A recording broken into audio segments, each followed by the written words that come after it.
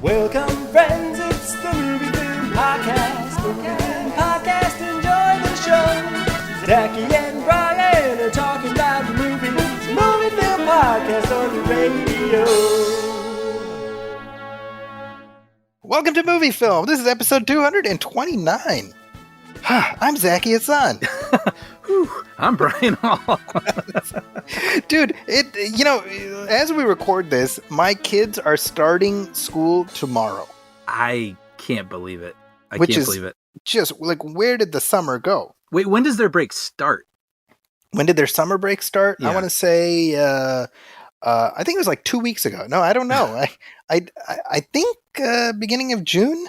Wow, so that's... I should pay more attention to my children and know these things. But if memory serves, I Yeah. feel like it used to end for me late May, maybe early June, but it at least went till... Well, maybe it is about right. I was going to say at least late August. definitely early June was when I remember school ending. Mm-hmm. And the only reason I know this, Brian, because this is how my brain works, I remember The Rock came out early June. Okay. And I remember discussing that movie's box office in the cafeteria. That's so great. I'd give anything, honestly, to go back in time and be at that table with you talking about that. It's crazy. That's you know what's my oldest son is starting high school. Wow. So he's going to be a freshman? He's a freshman in high school. Wow. Now, folks, just to put this in perspective, Brian was there visiting me like the day after he was born. Literally the day after he was born. Yep. I saw him when he was a day old. I'll never Crazy. forget it. And now he's a freshman. And so I was talking to him. I was like, I was having like the dad talk. I was like, have fun, enjoy it, but don't take it too seriously because it's 4 years and it's going to be over and done with. Take your schoolwork seriously. Don't worry about all the fads. Don't worry about trying to live up to the example of who are you young people into these days? Fonzie? The funny thing is he would actually get that reference because it's my kid. That's a good point. Yeah. But I was telling him, I was like, we for as much societal importance as is placed on high school, it's 4 years and then you move on. It's so crazy. Like, I remember how, everything felt like the most important thing in the world. Even just getting my driver's license and, asking someone to a dance and all that sort of thing. And it of course it's important in the moment, but yeah, it's just so far away now. Right. There's just so many things that happen afterward that you just couldn't even imagine. So I think that's really sweet that you gave him that speech. I mean, I'm hoping it sticks with him, Mm-hmm.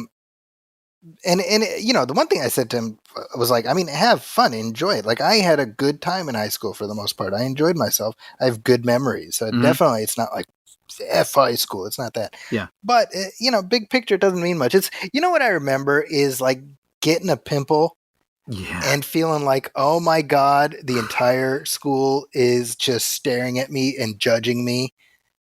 And ain't nobody cares about your pimple. You know what I mean? Like, yeah, they have them too. Yeah. They're right. Like, I mean, it's the ego of a high schooler. Yeah. Or I remember, you'd get like new shoes or something. You're like, here we go. You know, open the doors. Everyone's going to look at my shoes now, that kind of a thing. It's like there was Brian yesterday and there's Brian right now, like that kind of stuff.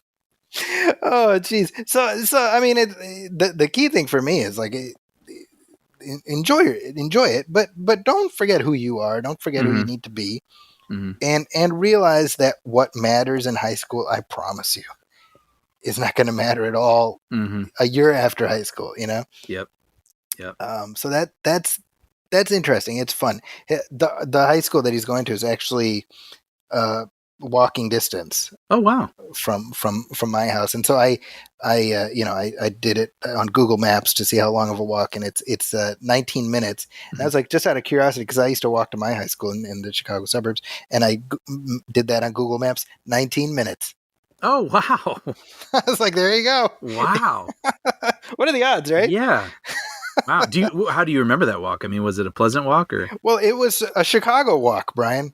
So what is 19 minutes can in actuality feel like 119 minutes. Yeah. Okay, that's what I was saying. Yeah. Because you're traipsing through Ice Station Zebra, just trying to, even if you've got a scarf across your face, it doesn't matter. God help you if you forgot your chapstick. Yeah. Because your whole day is ruined at that point. Yeah. I have this memory I'll never forget. I used to be a paper boy. Oh my God. Yeah. And so it dumped snow one morning. It was a Saturday. And I remember being like, well, I at least want to try to ride my bike. But like this, just to make it go quicker. And the streets hadn't been plowed. And I remember like cycling in place in the middle of a completely snow-covered street and going like, and then just falling over like Luke when he's knocked off his tauntaun, just like, and I remember like this feeling of like despair, like just like, you just picture old man Witherspoon on his porch just waiting. The paper boy's gonna be coming, right? Right. And his wife's like, Henry, come inside. Come to bed. Right. He's coming, Marjorie. He's coming. He's probably dead. Yeah. Or it'd be nice if then all the customers saw me and opened their doors and looked on the porch and then like threw on a scarf over their clothes and they all picked me up and lifted me in my bag together like Spider-Man or something. How long did you do that? Were you in high school when you did that? No, it was junior high, maybe early junior high. Yeah. You may in fact have been the last American paperboy. Our paper, the only reason I stopped doing it was because it went out of business. There you go. Yep.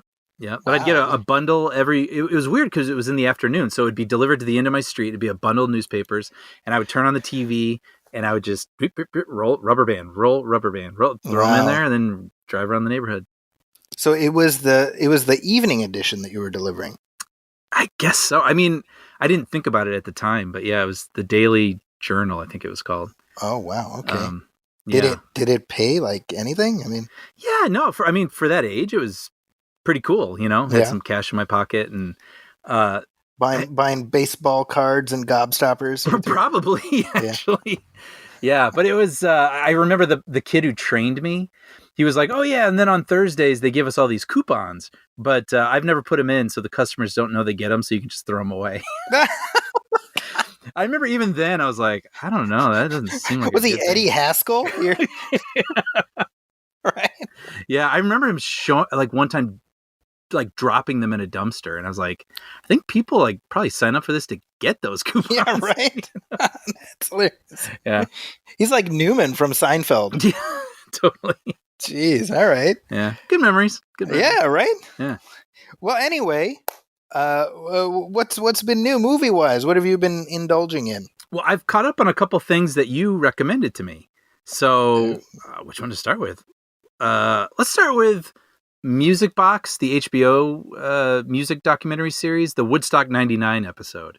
I say episode, but I mean it was 2 hours long. Yeah, this was really a blast from the past in a weird way because it's a time. Woodstock '99. I was getting it confused with Woodstock '94. Oh, okay. Because you mentioned it, and I was about to say something about a mud fight with Green Day. Okay. And I didn't say it, but then when I watched it, I realized, I wasn't even talking about the right one. Okay. I'd kind of forgotten that there had been two of them in the 90s. Yeah, the 94 was like went off, nothing really to, no issues. That seems to be the case. And the documentary seems to be like, yeah, it was fun. Like everybody. and like it rained or something and there's all this mud and that's what it's kind of remembered for. Like good natured, I'm sure for the most part, just throwing mud, watching music, whatever. And then Woodstock '99, which I also remembered, but I was conflating them, was the one that ended in flames. So that's right. That was like the one thing I remembered about that. You did remember that accurately, so yeah. Yeah, it was kind of fascinating. It's interesting too because if you talk about Woodstock '94, that's a time I'm a bit more sentimental toward. So even the '99 acts like Limp Bizkit and stuff weren't bands that I was really into, nor do I look back and associate them with much. if that makes sense. Yeah. But it is sort of a fascinating look at, like, I feel like they try to figure out what happened and they're not exactly sure, but you just sort of take in everything they can present to you and you're like, well, that's just, there was like a weird air of aggression just for some reason there. Like people were just ready. If something like for example, there's a wall surrounding the whole thing where all these children like painted doves and stuff. Oh my God. Yeah. And for some reason it was just in the air. Like, let's tear that down. Right. And it's just like, why? And it's funny because again, I feel like the documentary tries to sort of pin it on the music a little bit, like the aggressive music. Like it got a little confusing because at one point it was talking about Columbine. It's like people are trying to blame it on the music, but that's ridiculous. And then it was like, anyway, Fred Durst. Yeah, they're like, yeah, and Woodstock went up in flames because of the music, So I was like, it was a little, but I think the problem is like, I don't know why it happened, but they have the footage. They just lay out the order of events, and it was an interesting thing to just sort of go through again and remember a time. And like I say, I was into grunge and all that stuff. That was kind of like the first music that was like mine. And it's funny because I've talked about this with people because people are always surprised that I like louder music and kind of like aggressive music. It's like, you like, Nirvana, Metallica and all that. And I'm like, yeah, I don't know, but it's like what I grew up with, like that's what was on the radio. Well, both of us, that's what like was on the radio. Right. That's just what was there. And that's it's true. But then you kind of claim what's yours. And then it moves into sort of like that rap metal, like, Limp Bizkit stuff. But that I'd already kind of found my thing. But it is interesting that was very angry music. Like grunge felt sort of more like restless to me. And this stuff felt more like pointedly angry. Yeah, I think just to echo what you're saying. I mean, grunge, which admittedly I'm not a huge grunge fan, but there was like a statement involved there. Yeah. Right. I mean, certainly Nirvana, like there was. I mean, like an authenticity to it. Yeah, I mean, part of what led to Kurt Cobain taking his life was that essential conflict with what Nirvana was intended to be and sort of the commercialization that ensued, right? Yeah. Because he was trying to say something, and I think my memory of the time as when Outkast and all this stuff was blowing up, I remember thinking very distinctly, what are you guys so mad about? Like what I mean, this is pre 9/11. The economy's doing all right. Like things are okay, Right. And I remember being old enough at that point. I was about 20. Like, I don't know, seems fine. Like yeah. Yeah, this is such a. I've always wondered if I've misinterpreted this joke from The Simpsons. So I'll present it to you here. But there's a line. I think it's in the Lollapalooza episode where the kids Bart and Lisa are observing all the attendees being so having so much apathy about everything or whatever, and they say something about like this generation needs another Vietnam. No, that's from the that line is from the that's from the Schoolhouse Rock parody episode. Oh, that's right. And I always thought that was like, wow, that's kind of dark.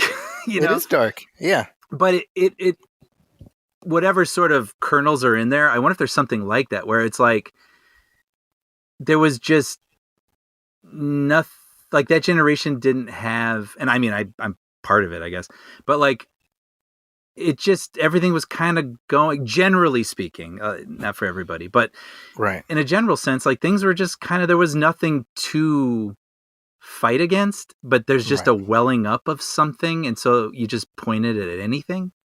I think you're onto something. I think that's a pretty apt sort of diagnosis. Yeah. So it was, I mean, I can't say it was like fun because you're watching people get groped and hurt. Well, and you've got the guy, the co-organizer, right, who's like, well, if those women didn't want that to happen, then they shouldn't have been, walking around topless or whatever. Yeah. And I'm just like, oh, Oh, sweetie. Yeah, I know. Like, What are you doing? It was like every press conference was people being like, people are like have dehydration or are really getting hurt out there. And he's like, look, like every press conference ended up him like yelling at reporters in the morning. This is about the music, man. Like, it's basically that. Yeah. But excuse me. Yeah, it was, I having remembered it, I am, when it comes to the Nancy Kerrigan, Tanya Harding stuff and the OJ stuff, I've said this before, but having lived through it when I was younger, I do find it fascinating to go back and re-examine it, with more facts and with time and whatnot. So I would definitely chalk this up to one of those things where it was definitely interesting to go back. The way I see it, Brian, we've spent the last couple of years really soaking in 90s nostalgia. Yeah. Between this and The Last Dance and the OJ miniseries, right. I, Tonya, etc. And I'm kind of like, well, our window may be closing at this point, so hunker down for whatever the 2000s nostalgia is going to look like. Yeah, it's been nice. I mean, when you think about, right? I mean, it was when our parents were our age, right? They were watching the Wonder Years and all these things, looking back at their time, and then eventually they're like, I don't care about Woodstock 99, they have the new Wonder Years show coming, right? Right. And it looks good, actually. I want to, good for trailer. Those of you who don't know, great trailer. Don Cheadle's the narrator. Mm-hmm. Dule Hill is the dad. Mm-hmm. I'm totally on board. However, I'm also like, I wonder if, like, why they chose not to do the 80s, Mm-hmm. because I feel like a big part of the original show's appeal was the fact that it was talking about the childhoods of the primary audience. Mm-hmm. Mm-hmm. Whereas now you're talking about something that's, 50 years ago. I don't know how to answer that, but me being the age that I am, I did grow up with those shows that were the nostalgia for our parents. So I just by virtue of that sort of became endeared to that era also in some ways. Yeah. So it's fine for me, but I totally agree with you. Like I would like to see a good 90s nostalgia show. Yeah. I mean, like the Goldbergs is like doing its thing, right? Right. Where it's sort of, it's almost like a parody of the Wonder Years. Mm-hmm. But I'm like a realistic quote unquote version of that. Could be interesting. I don't know. Yeah. I think that could be cool. I think the idea with this new Wonder Years is the idea that, because it sort of exists in parallel with the original show. You could imagine, like, across town, the Arnolds are having their thing, right? And this is what this family is going through. And I think actually Fred Savage is one of the producers, which is nice to have him in the fold. Yeah, but that's definitely I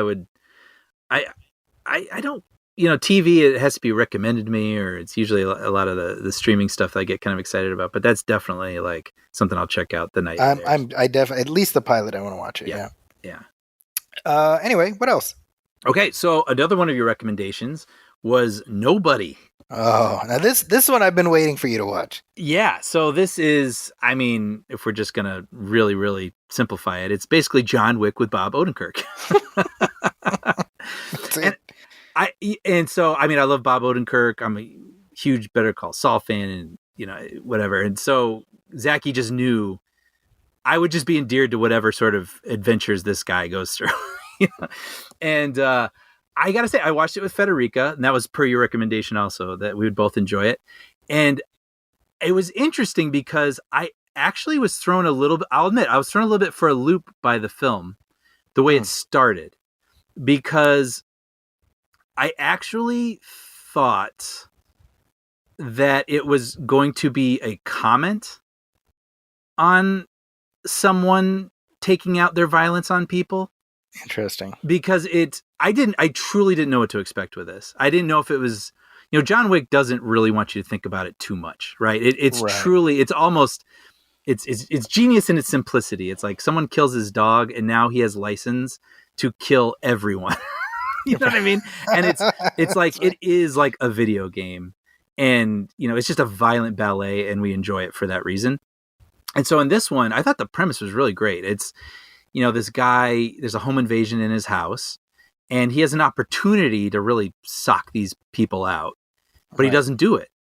And people are sort of like, everyone has an opinion. His son to the police officers who respond like, that was my family, You wuss. Yeah. And so again, this is all trailer stuff. So then he basically, it like unlocks something in him, right? And so then he goes on this bus and he sees these Well, people. I love Brian, that what in fact unlocks it is his daughter being like, Right. They took my kitty cat bracelet. Yeah, that's the last straw.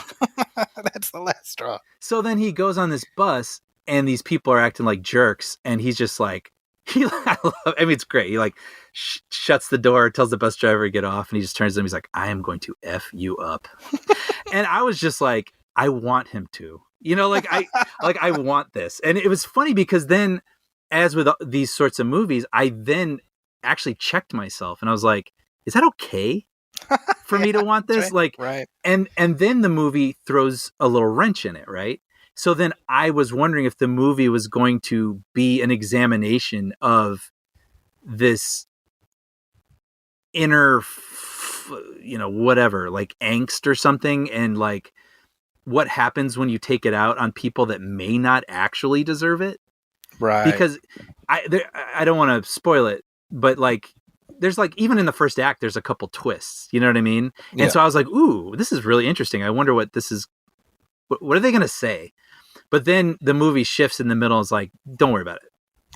Like, you know what I mean? Because then it's like, just like, you just want to see him set up like a really R-rated violent Home Alone scenario and like, just really mess these guys up. And I will admit, like it did because it activated something in me. I was ready to just watch him F everybody up.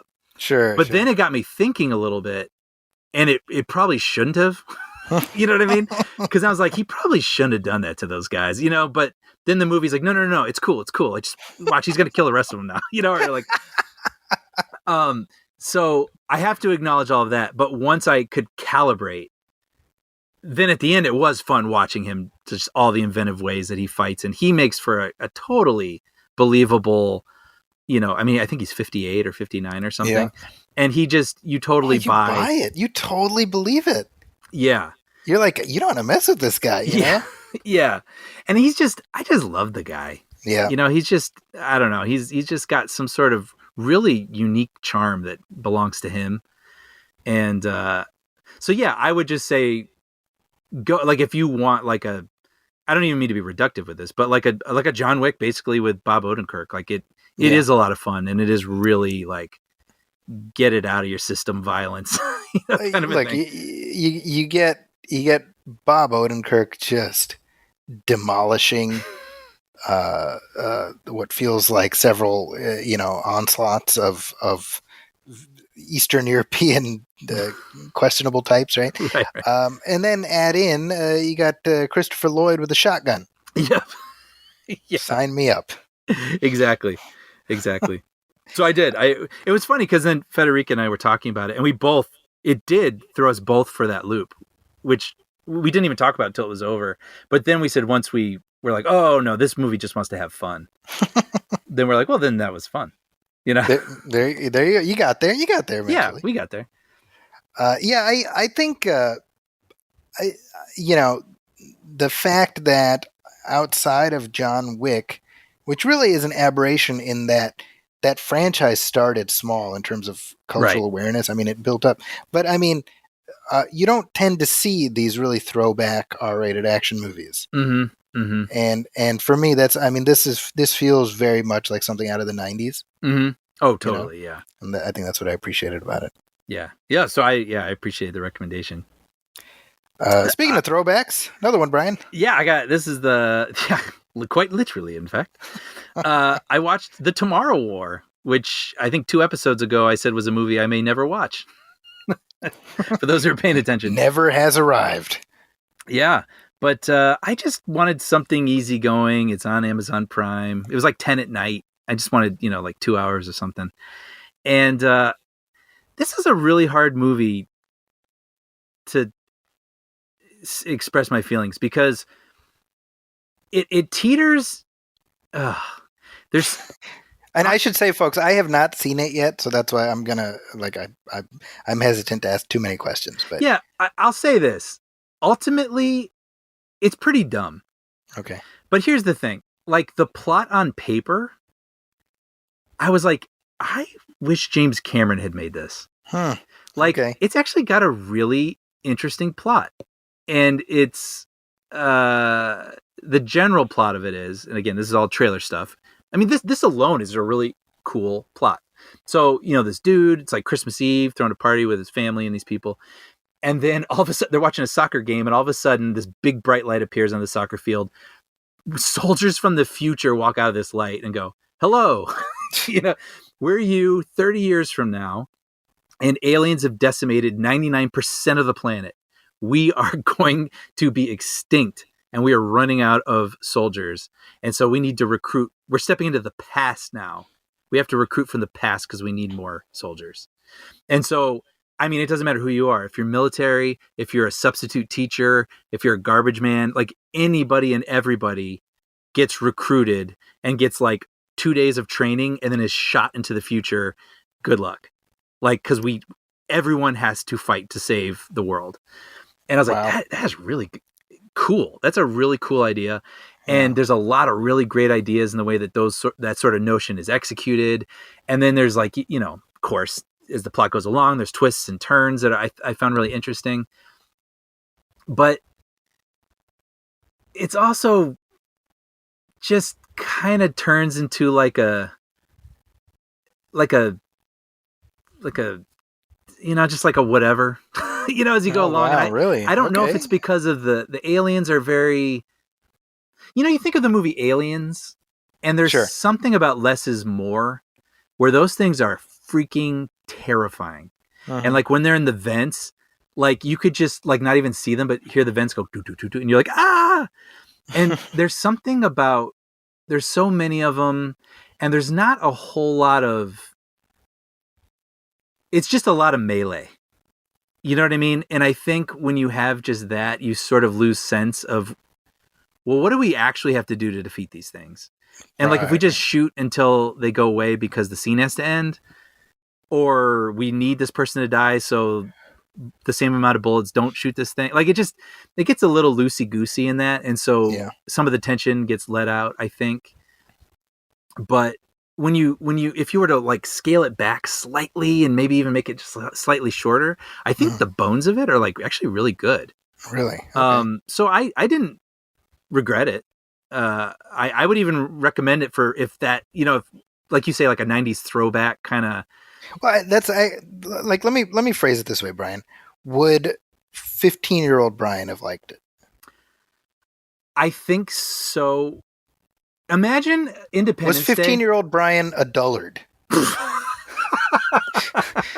Next question. Yes. Yes. So, no. I picture Independence Day, but with too much budget, and they decide they have to spend it all. Okay. So Independence Day 2. Well, I guess. But Independence Day 1, I feel like has good characters, good plot, and it is restricted because of just virtue of what they could and couldn't do. But it makes you don't forget that stuff. You don't forget the U.S. bank building blowing up and the White House blowing up, and then them having to go in there and do the virus. Like, and I think if this movie had scaled back and couldn't do anything it wanted, but actually got to centralize some of its action, it might have felt a little bit more, thrilling or something. Mm-hmm. But again, Chris Pratt's great. I think he's really likable. I think he's really, believable as this, soldier guy and a nice guy. And I thought, again, the plot I was like invested in. I just wish they could have sort of scaled it back a little bit to make it something where I just didn't go cross-eyed anytime the action happened and was like actually waiting for it to end so I could get back to plot. Without spoiling anything, but the thought that when you describe the premise, the thought that I have is it seems like going back in time to find people to fight in your war in the future is potentially creating a lot of other problems. Yes. Does the movie even attempt to address that? Yes. Okay, good. Yeah. And I was like, it's a good idea. Like I don't want to get into it, but I thought his little journey and the things he encounters and the people and whatnot, I was like, this is good. This is good stuff. I just found myself sort of glazing over a little too often, and I didn't want to, because when I was telling Federica, didn't watch it with me, but when I was telling about it the next day, I was like, man, that's a great plot. So in the hands of someone maybe a little more disciplined and who is like just kind of knows what's enough and what when to tease is a little bit better, I think this could have been like a great movie. And instead, I think it's not a bad movie on Amazon Prime. And I actually mean that as like a light recommendation. Okay. Take and make of that what you will. Yeah. Oh, interesting. I'll just point out Chris McKay, the guy who directed it. He did Lego Batman. Yeah. Lego Batman. Yep. Yep. He's editor of Lego Movie. And so, yeah. I'll be very curious if you watch it. I'm hoping to at some point. Mm-hmm.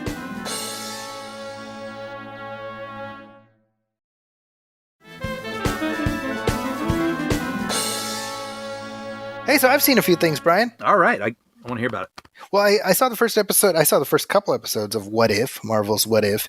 Yeah. Which, as we record, the first episode just dropped, so I won't get into it too much. But this is, of course, it's an animated series that looks at alternate realities in the MCU.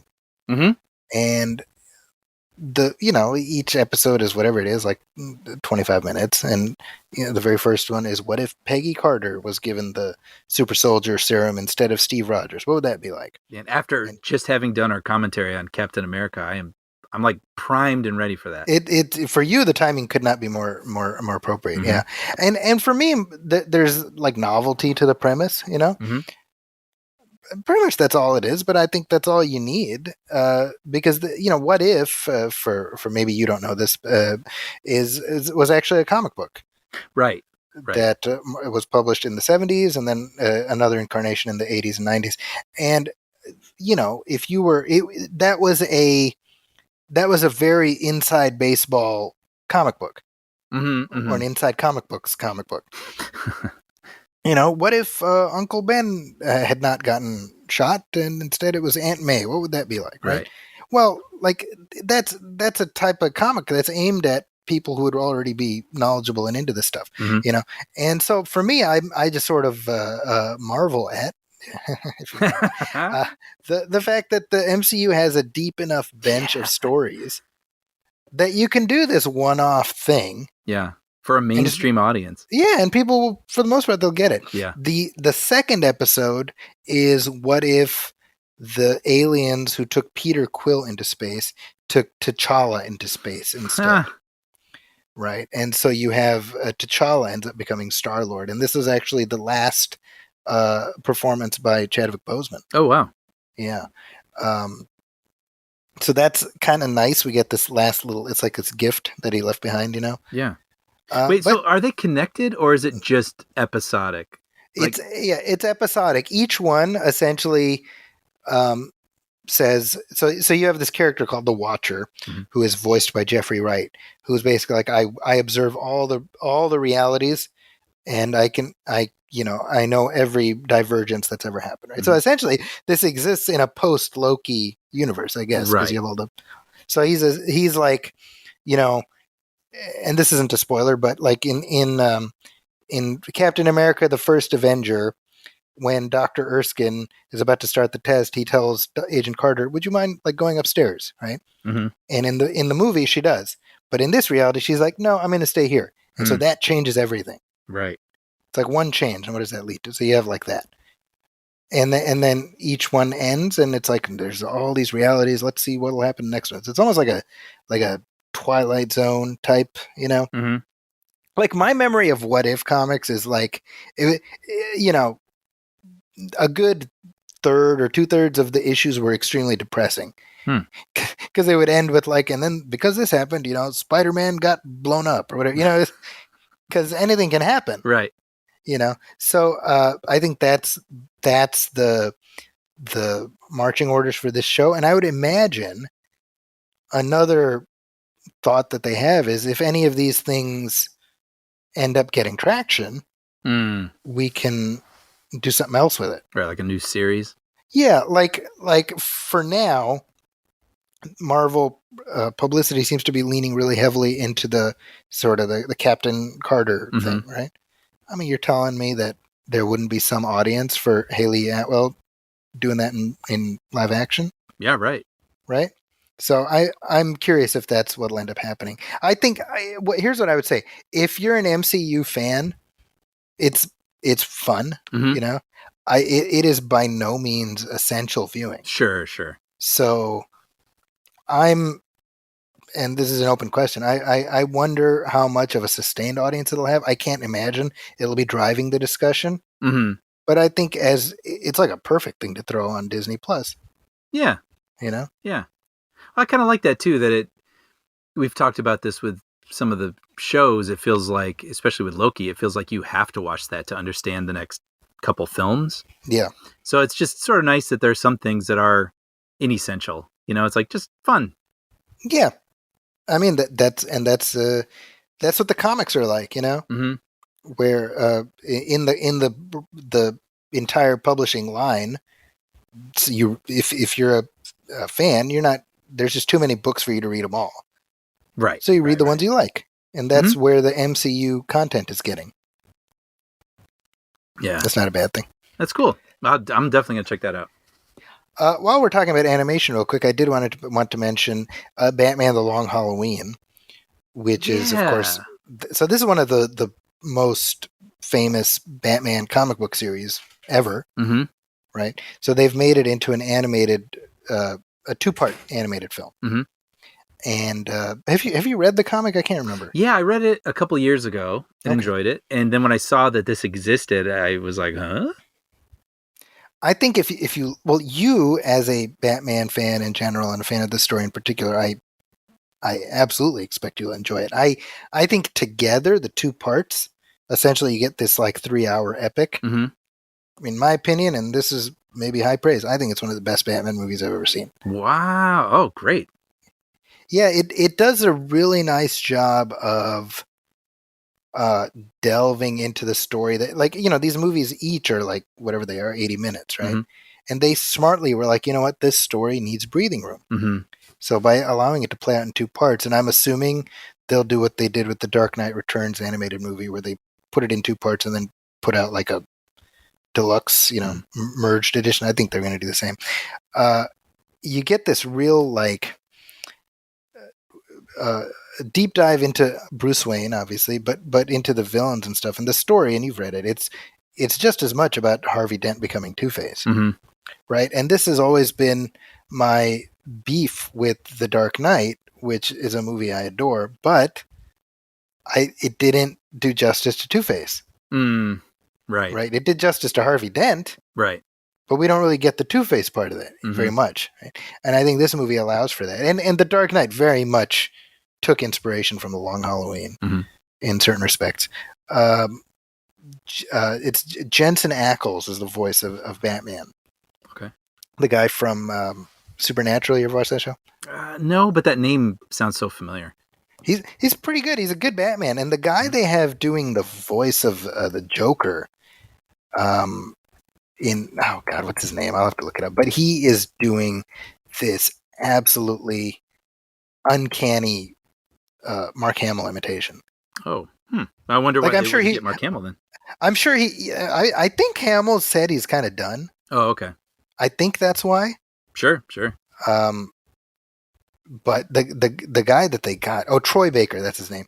I mean, you got to listen, like, because when I was hearing it, I was like, wow, Mark Hamill. And then it wasn't him. But it's, check it out. Like in the first part 1, which you can watch part 1, the Joker's in that. You will 100% think it's Mark Hamill. Wow. Who are some of the other voices? You got David Dastmalchian, who we'll be talking about later. He's in it as Calendar Man. Josh Duhamel is Harvey Dent. Okay. And actually, Naya Rivera. Remember Naya Rivera? She passed away. Right. Yes. It was really sad. She drowned. Yeah. So she plays Catwoman. This is like the last thing that she did before she passed away. Okay. But highly recommended. Okay. How is it as an adaptation of the comic? I mean, is it? take it as inspiration, or does it feel? No, it's fairly close to the text, and I would say, in my opinion, where it deviated, it worked. Like I didn't have a problem with it. Yeah, because my memory, I haven't watched all of these animated Batmans, but I know some of them seem to veer a little bit, and people aren't always happy about it. Yeah, the best of these animated films have been like The Dark Knight Returns, which has Peter Weller as Batman's voice, and then Batman Year One, which has Ben McKenzie. Right? Yeah. And that one had Bryan Cranston as Gordon. That was really good. So great. Yeah. Yeah. And I think Batman Year One is like the right length. Right? Because that was shorter. That was like 90 minutes. But The Long Halloween, that's a 12-part story. There's no way you're going to get all that into 90 minutes. Right.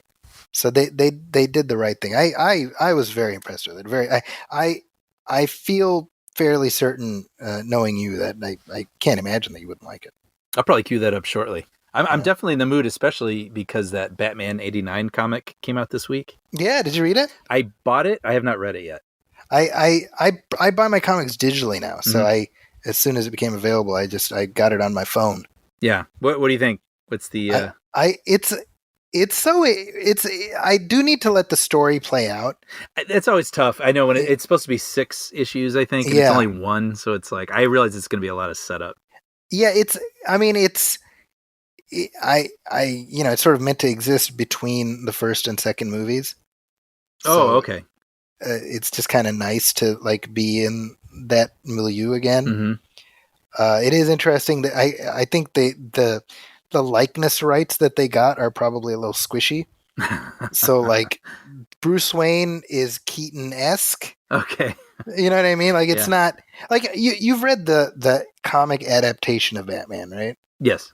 The drawn by but the adaptation of the film. I mean that like they drew pictures of Michael Keaton. Yeah. This is not great. That. It still looks great. Yeah. You've got like Alfred, but they made sure to give him a mustache so that it doesn't look exactly like Michael Gough. Oh, that's interesting. Yeah. So they can skirt it a little bit. I think so. I think that's the plan, you know? Yeah. So you're meant to, it's sort of like, you're meant to sort of squint a little bit. Right. And be like, yeah, this is that world of the movies. But I think, I don't know this for certain. I think there's probably some likeness issues that they are trying to sort of weave between. That's my sense. Interesting. You know? A little bit like the old Ghostbusters cartoon. Yeah, where they had to make sure not to make anyone look like anybody. Make Egon blonde. Yeah, exactly. Yeah. All right. While we are talking Batman, I saw a movie about a former Batman, and this was the documentary Val. Yeah. So this is one. As soon as I watched it, I texted you. I was like, "You got to watch it." And you were like, "Screw you!" So here we are. Yeah, you haven't seen it. No, I mean it's about Val Kilmer, and for those of you who don't know, he suffered a bout of throat cancer about 5-6 years ago, and he has recovered from that. Thank goodness. So in the course of his illness, he got a double tracheotomy. Oh wow! So he is unable to speak in anything even resembling his voice as we remember it. He has to he has a hole in his throat. He has to cover the hole. I mean, it's as he says, I sound worse than I feel. Oh, well, that's good. So that's good, obviously, but very much, you know, his prime is probably behind him, you know, his career as we all knew it, certainly as he knew it, is probably behind him. And that's what this film is about, because Val Kilmer was very, very dedicated to recording his experiences. So he had a camcorder, he had a film camera, and so you have just reams and reams and reams, hours upon hours upon hours of footage that he accumulated behind the scenes of some of the most iconic movies of all time. Wow. So on sets. Yeah, you know, here he is shooting the breeze with Kevin Bacon behind the scenes of a play that they were in together. Here he is on the set of Island of Dr. Moreau, rocking Marlon Brando in a hammock. Marlon Brando's like lying in a hammock. He's like, hey Val, come over here and push me in this hammock. I'm like, all right, and he's rocking back and forth. Wow, this sounds amazing. I mean, speaking of Dr. Moreau, there's a scene where I don't know if you know the behind the scenes of that, which is a little quite bit fraught. Yeah. I have a documentary that you should check out. It's called Lost Souls. Right, I've heard of this. Yeah, maybe from you. You got to watch this. Okay. It's about everything that went on there. But the short story is that the person who developed the film and was the original director was fired about a week or so into production. Right. And so they brought in John Frankenheimer to get this thing, get the boat afloat, so to speak. And so you got Kilmer filming this, and you've got John Frankenheimer being like, turn that effing thing off. Oh, really? And it's all being captured, Oh, wow. But above and beyond sort of the drama, it's just you're seeing all these aspects of his life in ways that, you think about like, man, I wish I recorded that, these real moments. And he had a real eye about like what to capture. So it's him talking about his life while we watch this archival footage. And when I say talking about, I should say the film is actually narrated by his son, Jack. Oh, okay. Who speaks as Val Kilmer. I see, sure. And I kid you not, dude, you will forget that it's not Val Kilmer. Really? He sounds so much like his dad. Oh, wow. So it's, I don't know. I found myself very emotional watching this, partly because like the 90s was his prime. Totally. Like, so when we were coming up, that like Val Kilmer was a household name in a way he just is not anymore. You're right. Right. And so we lived through his being just the king of the castle, And so when you juxtapose that with where he is now, where, I mean, he's at conventions and he's signing autographs and stuff. And that's all, like, I'm not denigrating that, but like that's what he has to do now. And you see, there's this moment where he's at some like Western festival thing. And there's a little bit of like, man, like I'm a prisoner of who I am in these old movies. Cause they're showing Tombstone. Right. But then there's a scene where, like you have him sort of off to the side reacting as the audience is like cheering some Doc Holliday line. And you see him getting emotional. Oh, that's nice. And so it's this real, because like what we knew even back then is like Val Kilmer was pretty difficult. Like that was his reputation. So, the cynical part of you says, well, there's a little bit of like career rehab going on here. You know what I mean? I was actually thinking that because I remember that from even the Moreau, like hearing what a nightmare he was on that and whatnot. So I was sort of curious how that. I mean, I'm sure that's part of it, right? Sure. That said, to me, it's a little bit like, when Marge paints that picture of Mr. Burns. Yeah. And she's like, maybe he's this, maybe he's that, but he's a person who's frail and has all the same insecurities as anyone else, Yeah. Examining a life, Yeah, not to say that Val Kilmer is Mr. Burns. No. But I mean, you look at it all and you have a perspective on it years later, and hopefully you've learned things, and yeah. And so you said this is a window into, like you said, it's an examination of a life, a pretty extraordinary life, and he says it. He's like, my life has been magical. And he says that. And I was like, I'm glad he's able to appreciate that. I'm glad he's able to appreciate that he, in fact, did bring a lot of joy to people, and his work continues to bring joy to people. He talks about Batman, how, he took the role because, like, I get to be Batman. And then he realized playing the role, like, I'm just an automaton here, And there's this moment where he's with his son, who's very little at that point, and they're outside like a grocery store or something, and there's like one of those coin-operated Batmobiles from Batman Forever, in fact. Oh, wow. And so he puts his son in there, and the kid's kind of doing, what I'm talking about, those things that kind of rock around.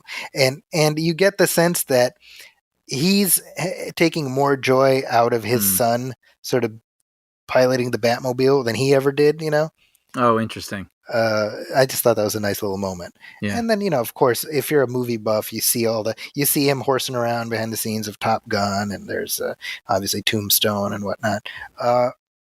If you're any kind of a film buff from that era, I mean, this is like essential viewing, but I think I really plugged in on a deeper level, just, as an examination of sort of stardom and what it is and what it means. Yeah.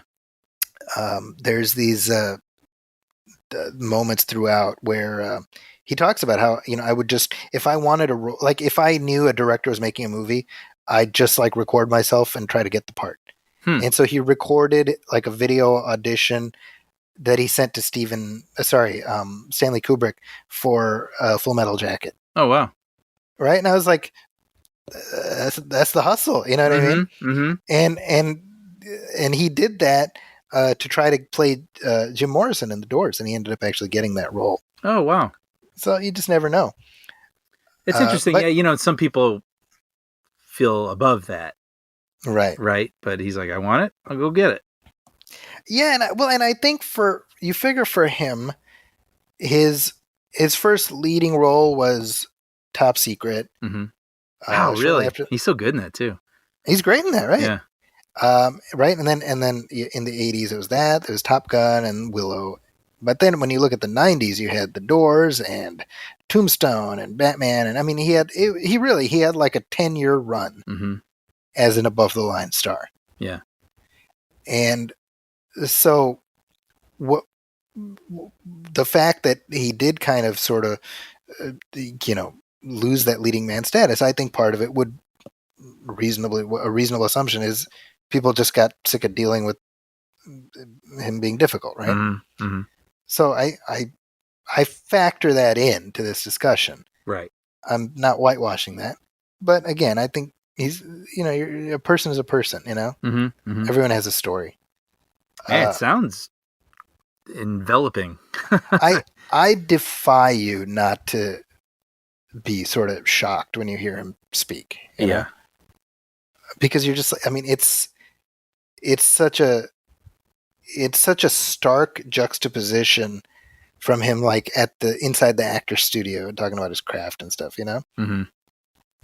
Highly recommended though. Cool. I will definitely check that out. And with that, after watching Val, I was like, man, it's been a long time. I really got to revisit Tombstone. Mm-hmm. And this summer has been sort of the R-rated movie summer with my kids, with the older kids, yeah, with my older ones, So I'm like, you know what, we got to knock this one out before you go back to school. And I love Tombstone. I love it so much. Yeah, me too. But that's not a particularly. It had been a while for me too, but there was a window there where I was watching it all the time. Yeah. So now me saying I love Tombstone is not exactly like that's a lot of people love Tombstone. Sure. But it's one of your favorites. Yeah. But there's a reason it's so beloved. I think by a certain age group. Yeah, it probably hit like right in those like teen years. Yeah. And it's like we were Western, and we were like 14 when it came out. So it sounds about right. Yeah, it was good. By the way, Stephen Lang, the villain in that movie. Yeah. He was 41 in Tombstone, which is exactly our age right now. Yeah. So. It's always trippy. That's what I was thinking. I was like, I wonder how old he's in this. And I looked it up and then I regretted it immediately. Such a good movie. I posted about this on Twitter and right away got questions about whether there's going to be a commentary at some point. And I said, "You goddamn right." I'm into that. I said, who will do a commentary on this with me? And then Brian said, "I'm your Huckleberry." Now I'm looking at on this document here of all the movies that you're talking about here and shows, and I'm like, I just basically want to copy paste it into my to watch list. Like I'm like, I want to watch all of this. Yeah, I mean, the thing with Tombstone is it's if you remember, it came out like 6 months before the other Wyatt Earp movie. Yeah. Right. And my kids like they like Kevin Costner, so they're like, "Oh, hey, Kevin Costner's in one. Can we watch this one?" I'm like, oh, man, I don't know. It's I mean, it's not as bad as people say. Wyatt Earp, I mean, Yeah. the Lawrence Kasdan. But I'm like, do we need 3 hours for this story that Tombstone did in 2? You know? Yeah. It's, I feel like I've seen them both. I don't recall though.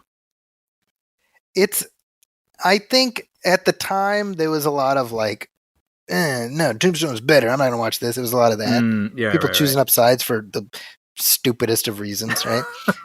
Like, who cares? But I think it makes for an interesting compare contrast. The guy who plays, I didn't realize this actually until I was just watching some clips. The guy who plays Morgan, who is the Bill Paxton character in Tombstone, in Wyatt Earp, that's Lyndon Ashby, who we just saw 2 months ago in Mortal Kombat. He was Johnny Cage. Oh, wow. Really? I was like, wow, he did something else. Oh, man. Well, that was quite at the moment, Mortal Kombat, big movie, Kevin Costner movie. But if you haven't seen Tombstone, folks, yeah, absolutely check it out. And, check back in 2 years for our 30th anniversary commentary. Sorry, Brian, I'm penning in my calendar. 2 years from now. No, I'm definitely going to watch it before then also. I gotta check that out. It's been too long. Val Kilmer, going back to what we were saying, he is so freaking good in that movie. Yeah. That's my memory. He's so good. And he got the Batman gig on the back of Tombstone, per Joel Schumacher. Yeah. And of course, Kurt Russell, who like ghost directed that movie. Right. And whose son is named Wyatt. Oh, really? Oh, right. Of course. Right. Huh. But remember, Wyatt Russell was born like 10 years before Tombstone came out. So he was like a Wyatt Earp fan already, That said, let's take another break and we'll have some listener letters to talk through.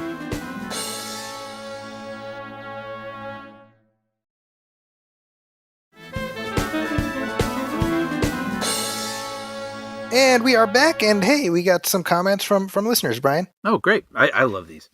So this is from Chris Ashline in reference to our commentary track for Captain America, the First Avenger that just dropped last week. He says, great commentary. I always appreciate your insight and behind-the-scenes factoids, fellas. Thank you. Thanks, Brian, I had an obsession with pocket watches back in the late 90s. But after so he's the other one. Yeah.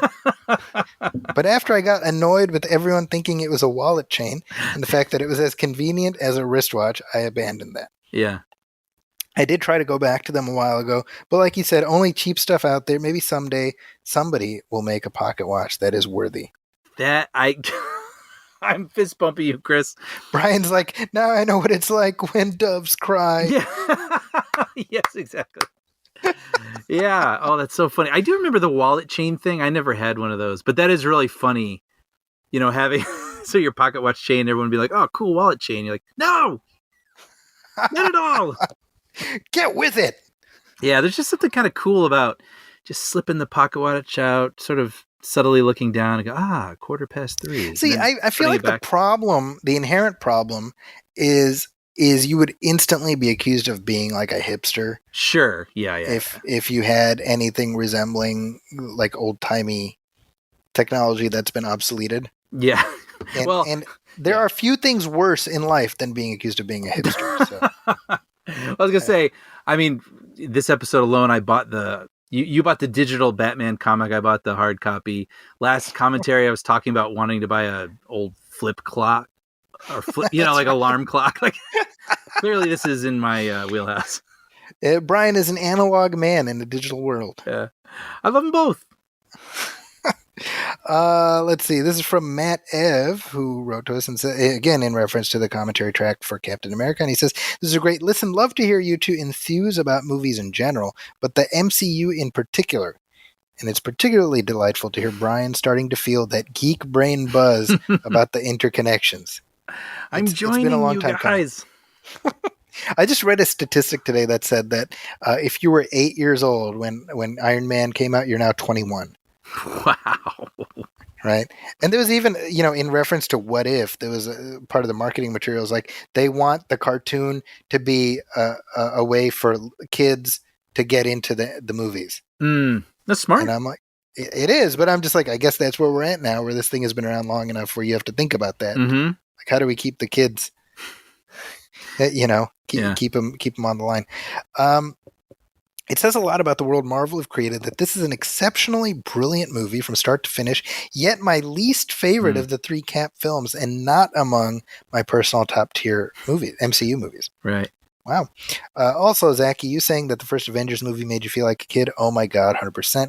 It's difficult to convey to people who didn't grow up obsessed with comics and plagued with infrequent and disappointing live action adaptations how mind-blowing that was. That's true. I remember when Brian and I first met, I was like, hey, do you read comics? And he's like, no, I like girls. And so after that was when you were like the server at my restaurant. So it was like at my restaurant table when I was sitting there. So super awkward. I was actually earlier today when I was talking to my kid, he was asking me, how did you and Uncle Brian first meet? And I got to tell him that story. Oh, that's nice. Really? That's just sweet. He even thought to ask that. I know, because I was like, I was telling him how Sean and I, we became friends senior year, but we actually had a class together freshman year that we didn't realize. Yeah, that's funny. Right, and that's what we've sort of retroactively been like, we've been friends from freshman year. And he's like, well, what about Uncle Brian? I was like, go, sit down next to me, boy, let me tell you a story. So yeah, it's nice. Yeah. I was, for people who don't remember, I was your server at the restaurant Houlihan's. Then we realized we were both going to be starting a film class at the community college the next week. Days. Yeah, and that's what I was telling Hamza. I was like, that's like fall of '99. 4 years later, you're sitting next to me at my wedding. Mm-hmm. Yep. Look at that. Right. Crazy. It's funny how that works. Yeah. And I was like, how'd you get in here? It was super. I was like, who are you and why are you here? Stuffed a bunch of shrimp in my mouth and ran away. You're like, look at that. You threw down a gas grenade and just took off. Yeah. No, but that experience, like there have been better Avengers movies. There have been better Marvel movies. I think the Avengers is probably like maybe middle of the pack, but there's just nothing that I can even say to encapsulate what it felt like to see it happening and be like, this is a thing that's actually happening. Amazing. Yeah. That was the comic book movie discourse is so just toxic and ridiculous these days, Yeah. And I'm like, I miss the innocence of like watching The Dark Knight. Right. And just spending, 2 hours with my hair blown back, Right. Being thankful for the gift. Yeah, exactly. Yeah. So, it's hard not to get cynical, and I try not to be. Because I try to remember that joy. Right. That's it. Thank you, Matt, for that. Appreciate that. Yeah. One last thing, Brian, I wanted to mention. We have a new review up on Apple Podcasts. Oh, wow. Great. And this is from, that's a lot of letters. I'm not going to, it was left for us on June 25th, 2021, though. So okay. Say that. And it says, this show has been one of my favorite movie podcasts for a long time. I love the chance to, quote, catch up with Zachy and Brian periodically and always look forward to new shows arriving. They're so funny and friendly. You feel like you're hanging out with your older brother and his friend and laughing along. Whether the normal shows or the commentaries, Movie Film is podcasting at its best. Thank you for that. Yeah, thank you so much. That means a lot. Thank you. I love being referred to as an older brother as opposed to grand uncle. Yeah, actually, I don't know. I like that. That makes me feel good. So thank you. Yeah, I'm so glad. Thanks for that. Yeah. All right, let's take a short break, and then we will come back and talk about The Suicide Squad.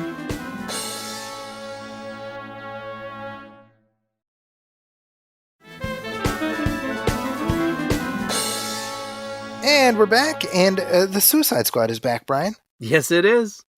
Now, this movie opened last week in theaters simultaneous to HBO Max. Mm-hmm. Did you watch it in theaters?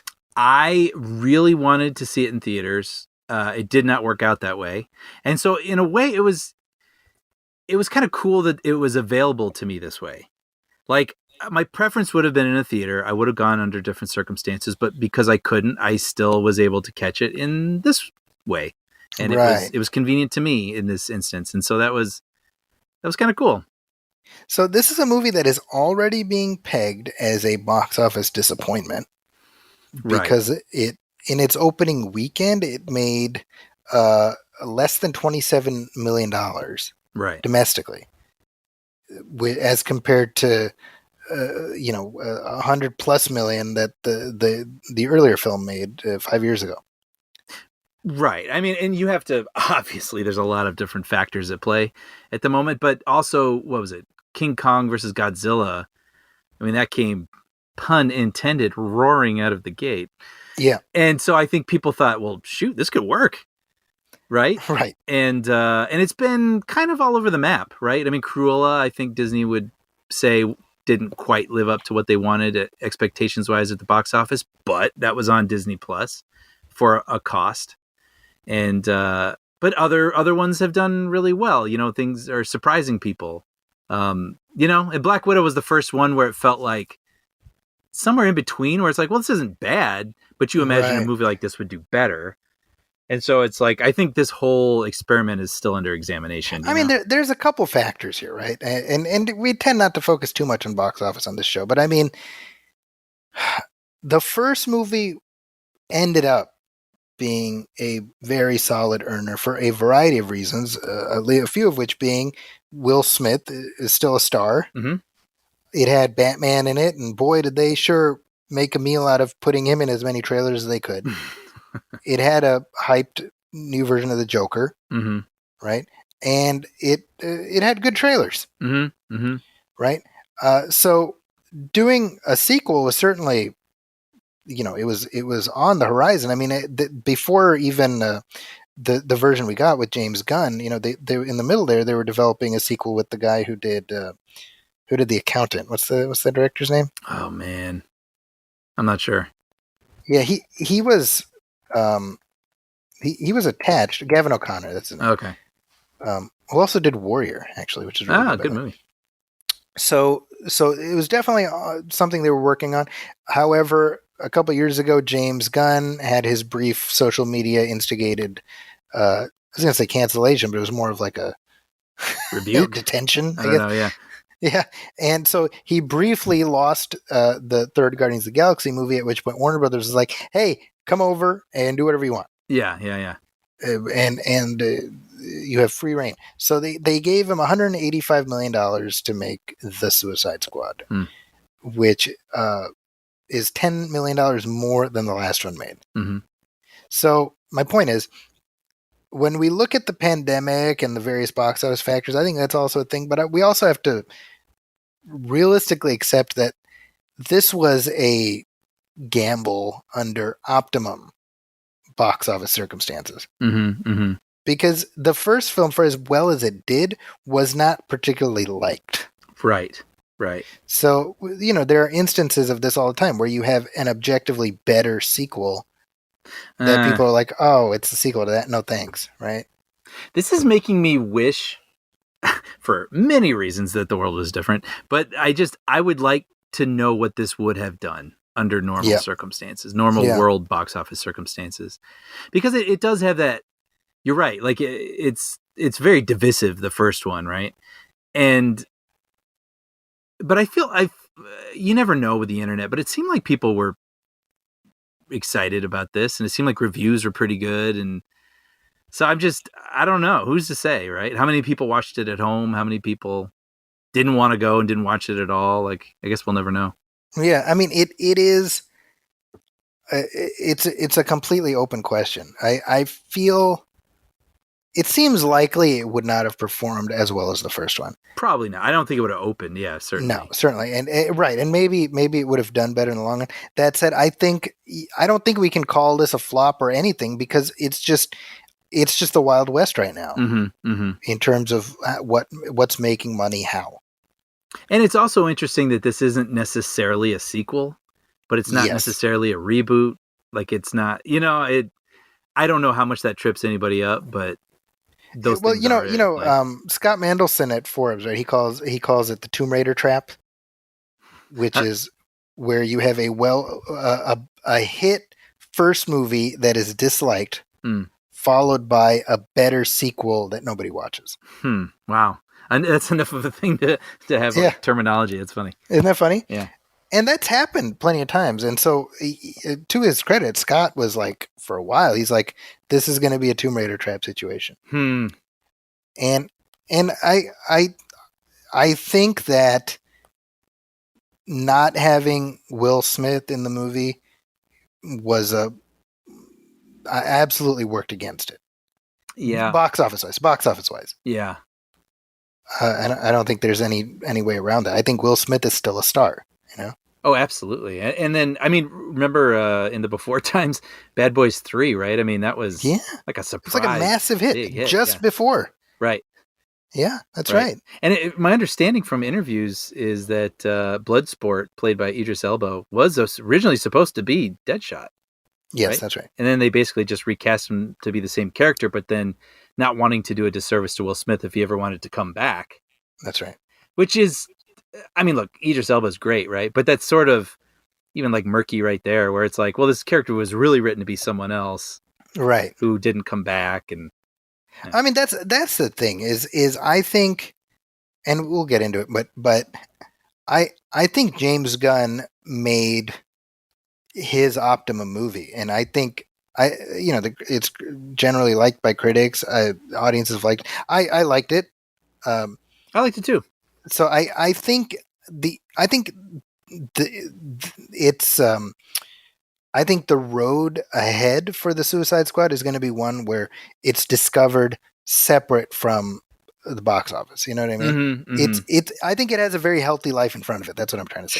Sure. Because I think this is a movie people will discover and enjoy. And as I say all the time, when it comes to budgets and box office, unless the money's coming out of my pocket or going into my pocket, big picture, I don't care. Right. Right. And only insofar as are we going to get a sequel, and I don't need a sequel to this. No, but I'd take one. I'd happily take one. But honestly, if I were to get a sequel from this, I'd want somebody else to do it. Filmmaker or another filmmaker. Yeah. And only because I'm like, we got James Gunn's Suicide Squad movie. Sure. Now let's see what somebody else does with it. I think this is a concept that really lends itself to different approaches from different filmmakers. Yeah, I think you're totally right. I like that. Right? Yeah. I'm kind of like,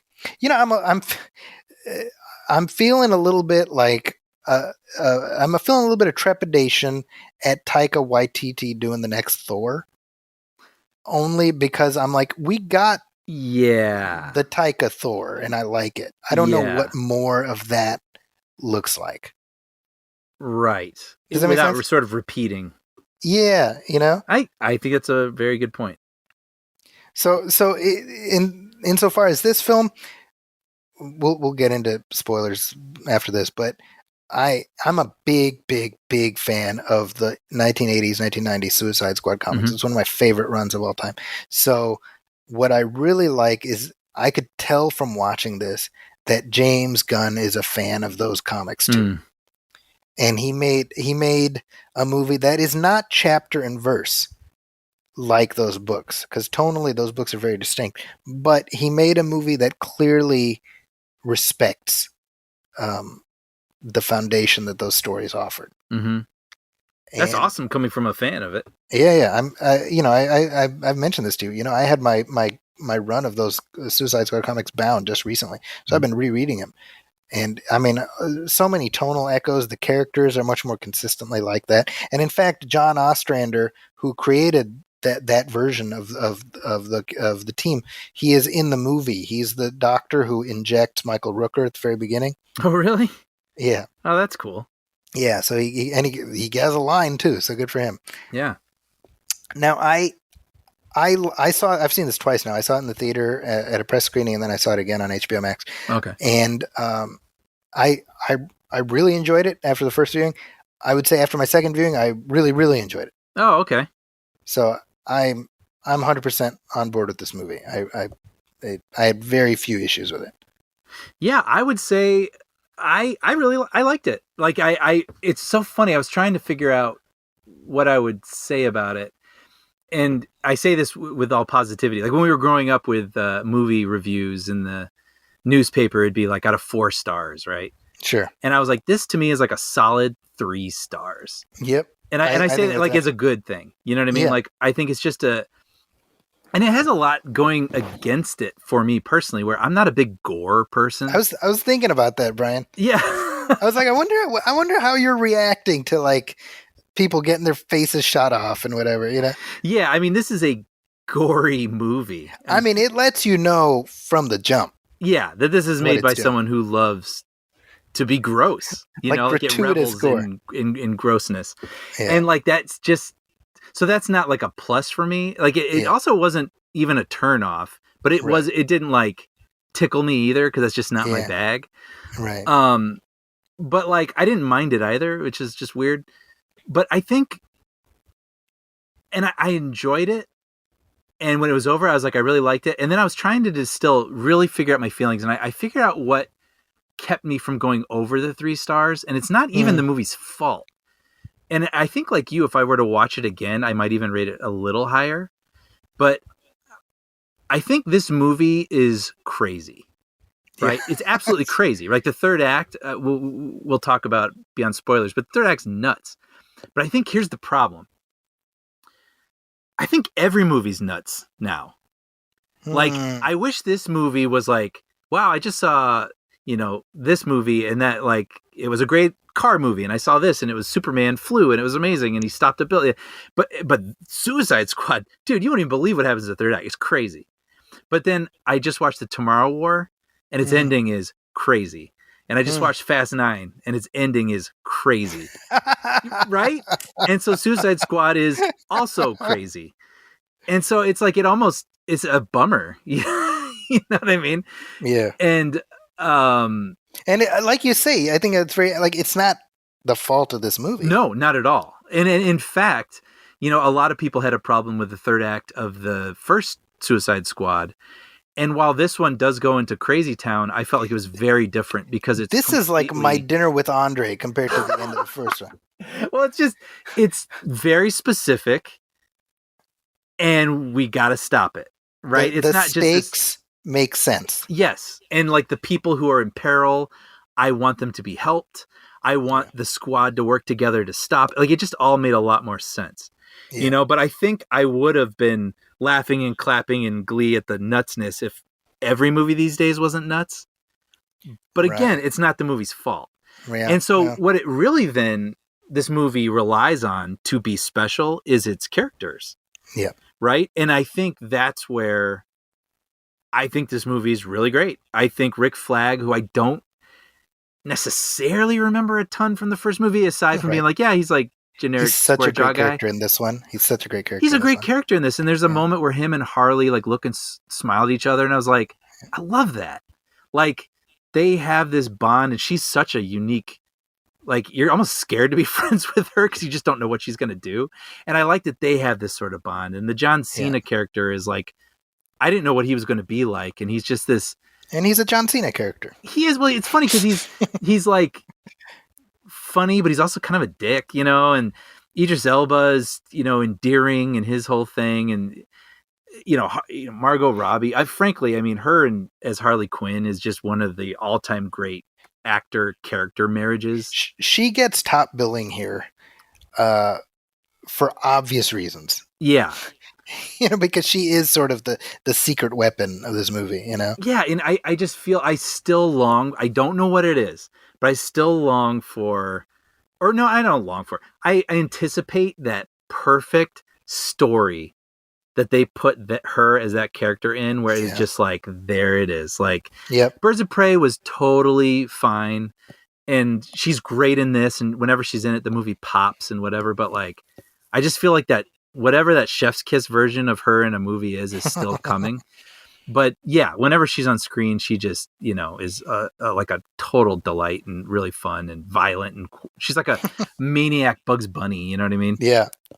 Well, and real quick, you mentioned Idris Elba, and I wanted to talk about the fact that he was essentially, you know, roped in to sort of replace Will Smith, if not literally, then figuratively, by virtue of the role that he plays. Mm-hmm. But I think they did a good enough job of making Bloodsport distinct from Deadshot. Yeah, different personality for sure. I mean, very much so. A little different dynamic with the daughter. Yeah, I was gonna say the family dynamic sort of thing, but the Ratcatcher 2 character Oh, she's great. Well, the relationship that she forges with Bloodsport, yes, I loved it. absolutely. And then even with down to her rat, Yes. like that's why this movie's good. Like that, all the and the Gonzo stuff is fun, and some of it is really fun. But some of it, again, I just like, I know. I just saw a car literally use a cable to swing like Tarzan through the. Like, I've seen a lot of stuff this summer. You know what I mean? Your giant starfish just doesn't measure up. It's hard how crazy everything's crazy, but but it is good. By the way, like I really did think this was a much better third act than the first one. But that was the stuff. I loved that actress. I don't know who she is, but Daniela Melchior. She's great. And that character's great. The little rat is great. That rat is adorable. Yeah. Right. And so that's the stuff when I think back on the movie that I love. Or this is in the trailer, but when they all have this elaborate plan to break out Harley, and she's already killed everyone and broken out, and she's like, "You came for me," and hugs them, and even her relationship with that spear that she's given in the first act, it cracked me up. Her this spear is special, and then when she comes across it again at the end, and she's like, "My spear," that's the stuff that really made me enjoy the movie. There's an exchange in the beginning that cracks me up where one of the characters he's TDK. Yes, right. And so right. the one of the other guys, I think the Javelin, he's like, what? He's like, "What's your name?" TDK. He's like, "Your name is letters?"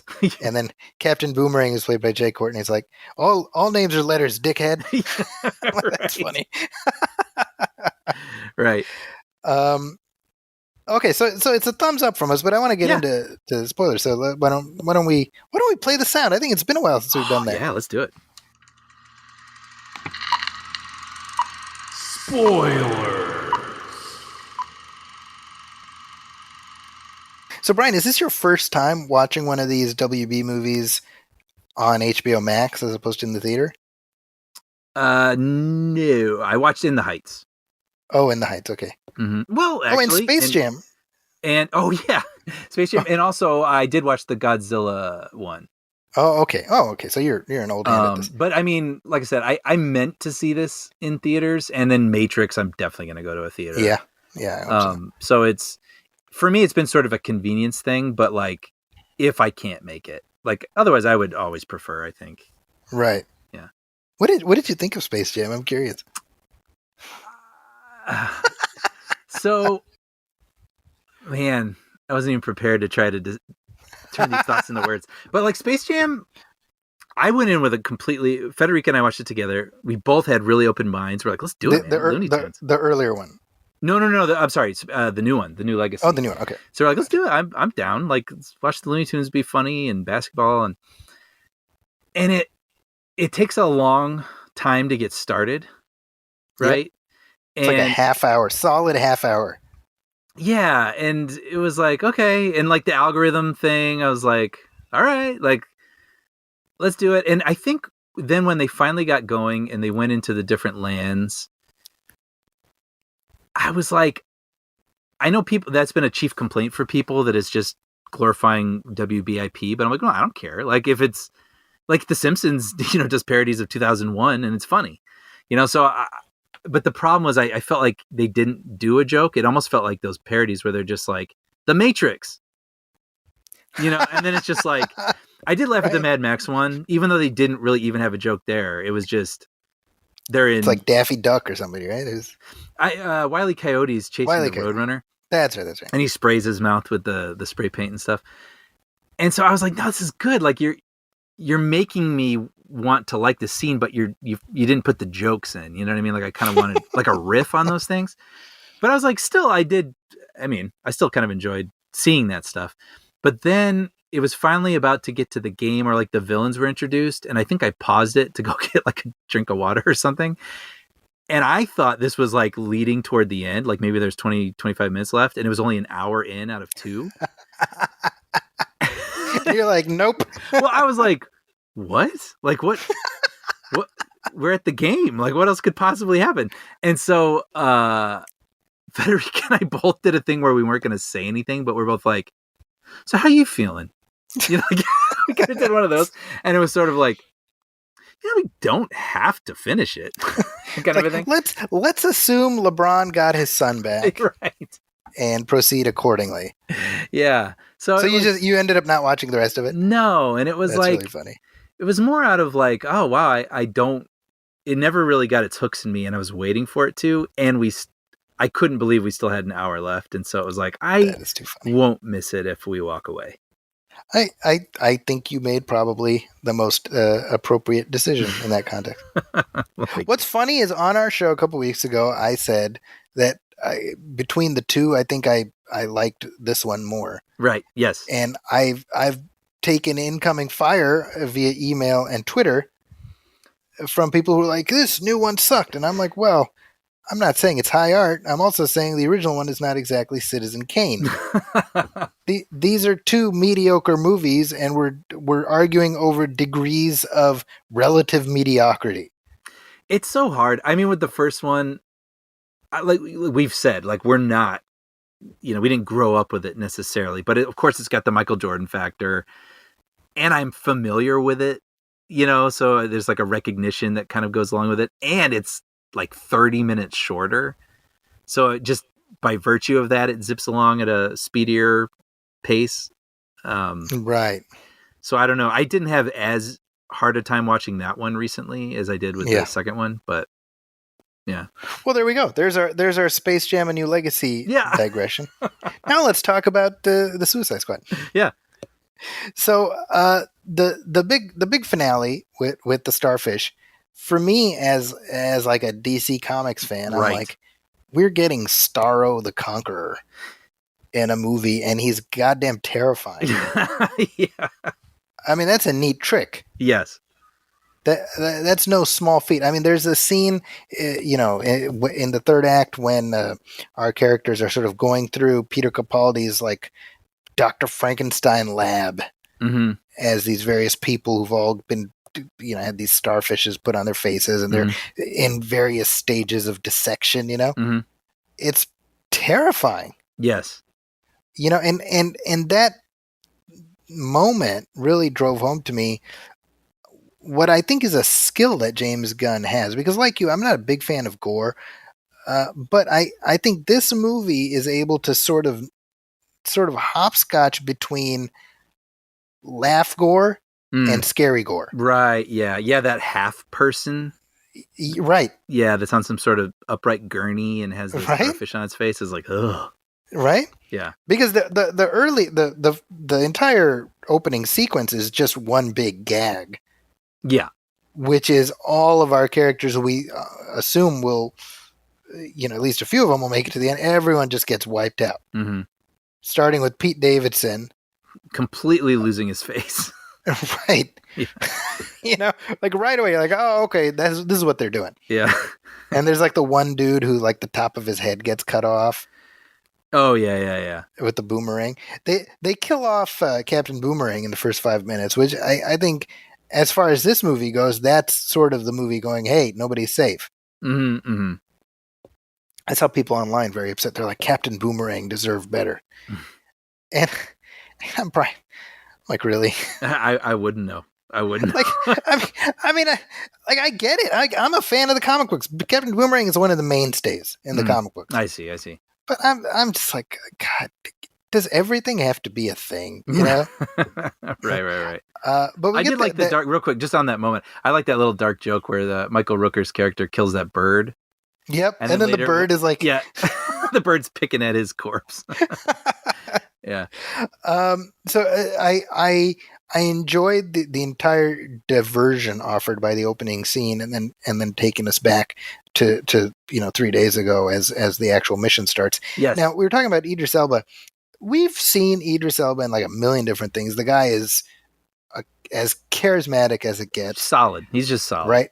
But I've seen him in so many like sort of franchise wannabe roles, like Hobbs and Shaw. Hobbs and Shaw, and then what was the other one? The Stephen King one? The Stephen King one. Yeah, Dark Tower. That should have been so cool. Right, and he is great in it, right? Yeah. I'm like, so him in this, I'm like, I felt like finally, like everything was in sync. His performance and the movie, like it was just, I was like, this is like he's a star in this. Mm-hmm. Mm-hmm.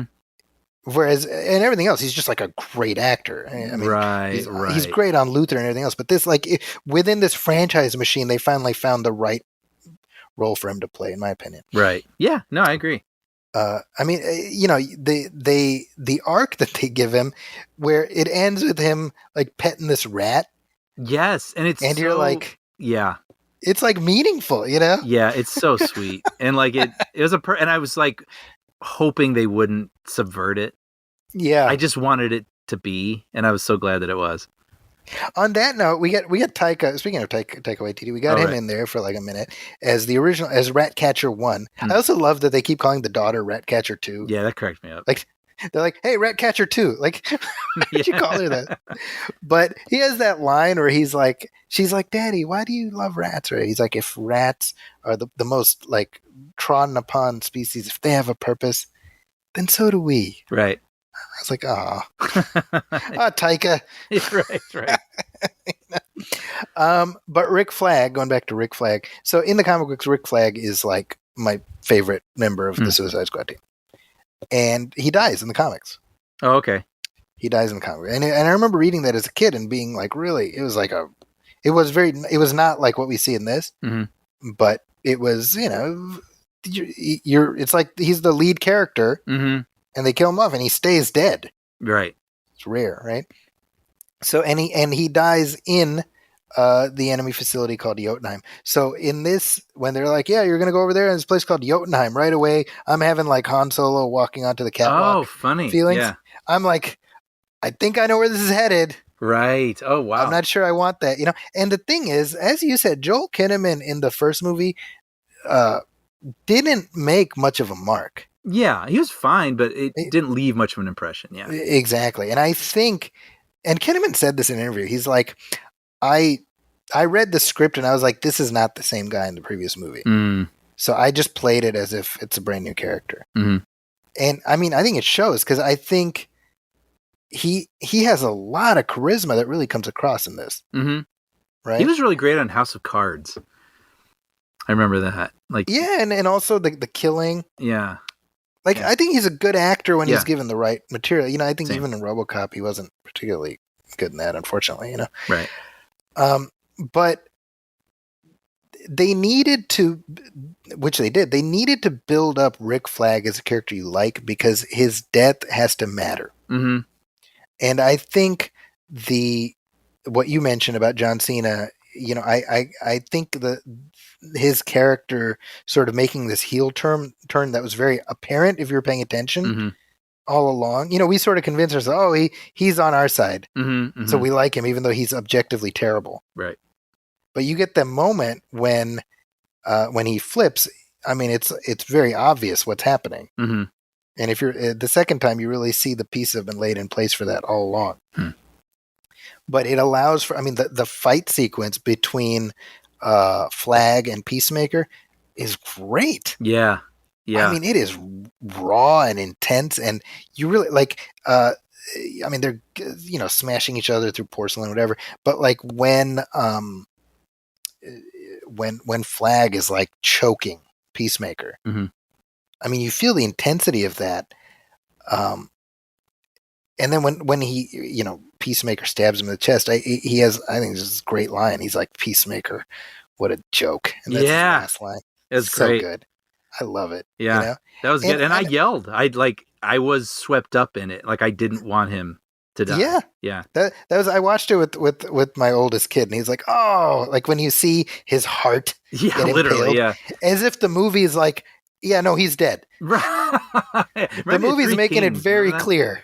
Yeah. And Cena's great in this, by the way. I think he does a really good job of being likable when you expect that he was going to be likable, but then like really being sinister, There's a really great dark joke early on when they're going to that camp to go get Rick Flag and they're taking everybody out. And it turns out they're their allies. They learn. Right. But when he's just walking and he has this knife and there's a guy laying down, he just, like just as he's walking, I was like, oh, like it made me laugh, but like cringe at the same time. It's rough. Yeah. So all of that stuff worked. I liked the jumping back and forth in time. Yeah, and it's a great style without being obnoxious. Yes, and like the way that it had chapters that would be incorporated into the backgrounds and stuff. Right. There's like Operation something, and it sweeps. They're like, wait, no, we gotta get Harley, and they would sweep away Operation Harley. Yeah. By the way, the flag wearing the yellow shirt, that's out of the comics. He wears a yellow T-shirt with like a holster strapped to him. But the shirt, if you look at it, it has a picture of like a gray bunny rabbit with a Superman cape. Oh, and he's saying in Spanish, "Obstacles are opportunities." Huh. Which sure feels like James Gunn saying something about the circumstances that led to him. That's interesting. Right? Yeah. I mean, that's not there for no reason, you know? Right. And watching the film, you know, if you do movie math, you're like, well, if this is about blood sport, when at the very beginning, Waller's like, I'm going to make you a leader. Right. So you're like, okay, well, if this is about blood sport becoming a leader, that means Rick Flag has to die. In order for the third, like that's what we're building up to. So all of that worked for me. I also liked the whole dynamic inside the HQ with all the various people. Yeah, what that ultimately led up to. Yes. Yeah, me too. It's interesting because Amanda Waller, who's a character from the comic books, she's very much a gray character. And it's tricky because I think what Viola Davis does a really good job of is you don't know how you're supposed to feel about her. Right. Right? Because she's pretty vile, but she's not a villain. You know? Yeah, maybe I don't know enough about her. Like, I think in both movies I've found her to be like most people would be like, I don't know if I trust that person. Right. Like, she's sort of an at all costs person. Yeah. I mean, let me put it this way: she's a character in the comic, not even in the comics, actually, in the animated series, in the Justice League cartoon. They had an episode that flashes forward after the Batman Beyond era, and Amanda Waller reveals that she was the person who instigated the future Batman, Terry McGinnis, becoming Batman. How? By arranging for his parents to be killed so that he would have a trauma. Because she's like, Batman is too important to be just Bruce Wayne. So we have to engineer another circumstance that, Right. So she's a bad person. Right. But she's less bad than the other actually bad people, I mean, it's those gray areas that are interesting. What I love is at the end when they defeat Starro, or they're just about to defeat Starro, the star essentially says, I was out in space. I was just looking at the stars. I loved that. Isn't that great? Yeah. Like, I didn't ask for this, you know? Yeah. And then there was that moment when it's in the spaceship. Like, you can imagine it then in that old footage you see where it's like, ugh. And it's hanging out with these obnoxious astronauts. I laughed so hard at that one female astronaut pretending to smoke a cigarette. Mm-hmm. It was just it's like something like a teenager would do. Like when they're. Well, you know what it is. You know what it reminded me of, and I don't know if this is deliberate, but it reminded me of those photos from Abu Ghraib. Oh, interesting. Right, because they were doing the same thing. They were like smoking cigarettes and like pointing at people's wieners and stuff. And, I don't remember the cigarette stuff, but I know, they were being very like, check this out, like kind of like a-holes. Yeah, wow. Like I wonder if that's I mean, like some sort of like allusion to it. Yeah, I wouldn't be surprised at all. Because definitely the movie's like, it's our own fault. Right. But I love they didn't have to put that line in there, and I love how that too just kind of flips things on their ear a little bit. Now you have to, you kind of feel bad for Starro. Yeah, and that reminds me too, now that I'm thinking about the ending again. I remember the first one, which to be fair, I've only seen once, maybe twice. I can't remember. Me too. Only once for me. Okay, because I remember thinking, again, I've said this a million times, like, I love the concept, but I just didn't feel the weight that I wanted to feel with them and what they were being forced to do and what they would ultimately choose to do. And I felt like this movie really pulled that off where, I mean, we start off with it, like, if you leave, and like, if he walked into that thing, the battle, he was going to die. So Michael Rooker's character, so he swims away, and then so they blow up his head. Like, that's what you're working with. Like, you have no choice in the matter. And so them having to do this or explode, but then at the end, when they see this town, these people are being turned into basically like starfish zombies, and the starfish can attack them. And they're like, dude, these people need help. And them being like, okay, like, well, that's what we're going to do. And we could have our heads blow up, but this is what we want to do. Like, I just felt that whole sort of thing that I wanted to feel the first time. I felt like that was present in this version. I think the camaraderie was sort of forced into the first film. We were told, like, they've formed this bond. Mm-hmm. There's like a scene where they're all in a bar. Yeah, right. I remember that. Yeah. And you're meant to be like, oh yeah, now they're, brothers in arms kind of thing. And I don't know how effective that was necessarily at that moment. Mm-hmm. Maybe because of the execution, maybe the mix of characters. I'm not sure. But in this one, we when it's down to whoever's left at the end, you really feel like they've been through this trial by fire. Mm-hmm. And they're willing to go a little further. A little further, exactly. I think, we didn't even mention King Shark. You were making me remember him as we were having that. Right? Yeah. I'm like, he goes on this whole journey through the movie. Yep. Where I have friends who I don't need to eat. Yeah.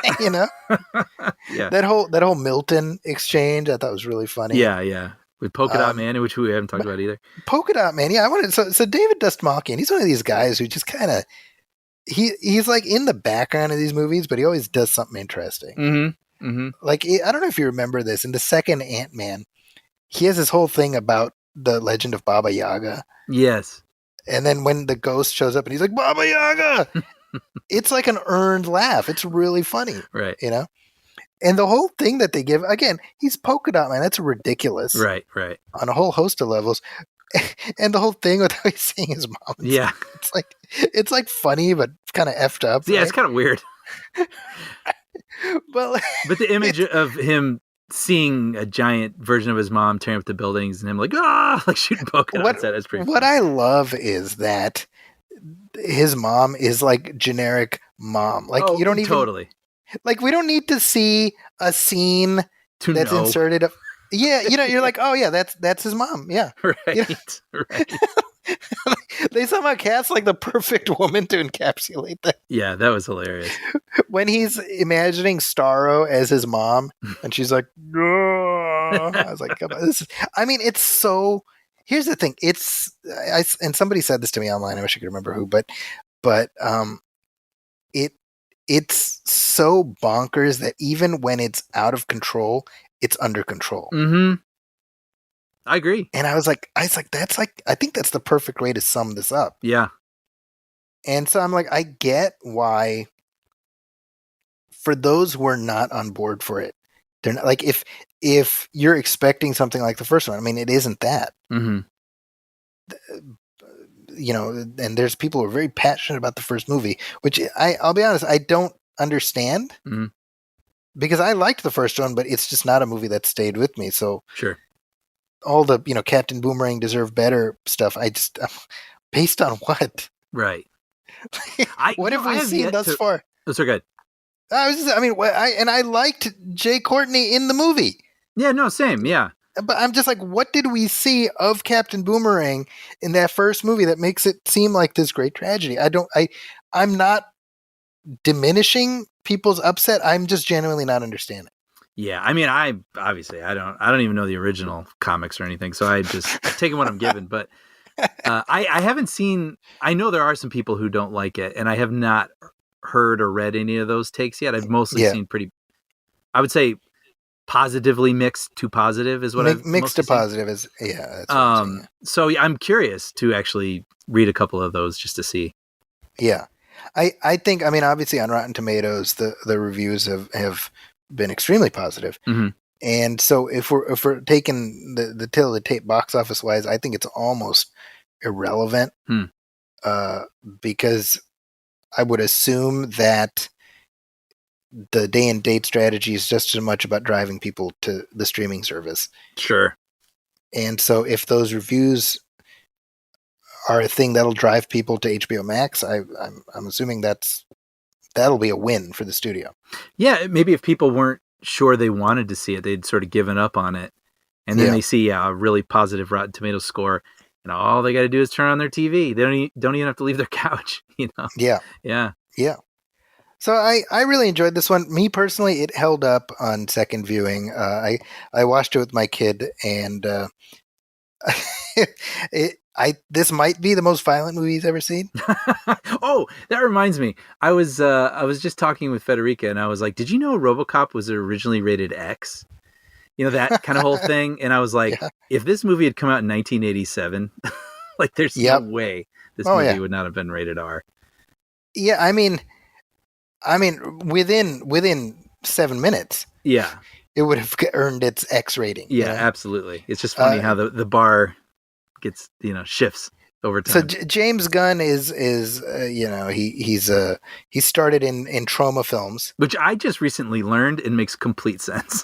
Right? Yeah. In fact, Lloyd Kaufman, the Toxic Avenger guy, he is in the bar scene. Oh. So you can catch him in there somewhere.